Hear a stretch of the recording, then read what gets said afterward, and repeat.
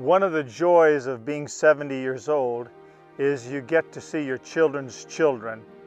And now, as a grandfather, I have that joy of raising and helping raise them. Obviously, the parents do the bulk of it, but we get the fun part.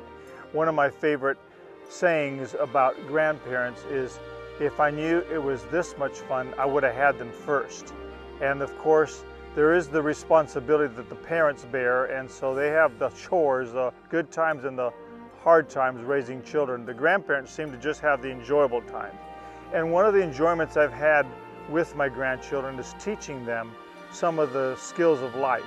And so Richard, he's 16, when he was 9, I taught him to use this zero-turn mower that I'm sitting on. And he cut my grass when we were on vacation and times when I needed an extra set of hands. And recently we went to Scotland and I realized I needed a grass cutter. Well, Richard, 16, was busy, so guess what? The light went on my head. Wait a minute, I have the up-and-coming brother. And so now Miles, at the age of about 12, 13-ish, he got onto the zero turn. I taught him how to use it and commissioned him to keep my grass cut while we were in Scotland. And so those are some of the joys that I get as a grandfather, to teach my grandsons firsts, like hunting and leatherworking and the little crafts and things of life that I've taken an interest in, I get to pass on to them. So I hope that you as a grandparent will have that experience to spend time with your grandchildren, both grandmothers and grandfathers, and bless them, of course, spiritually as well as physically, with the things of life. Well, the most obvious thing I had to teach them is where the fuel goes.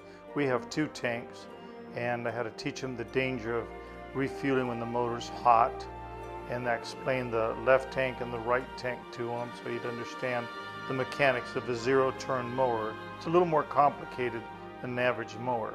Then I had to tell him about the controls, how when they're closed, the motor won't start until the brake is off, so he had to learn where the brake was and pick up on that. And I was surprised how quick he was learning. These young people that are sometimes playing computer games, they can learn these things faster than adults can.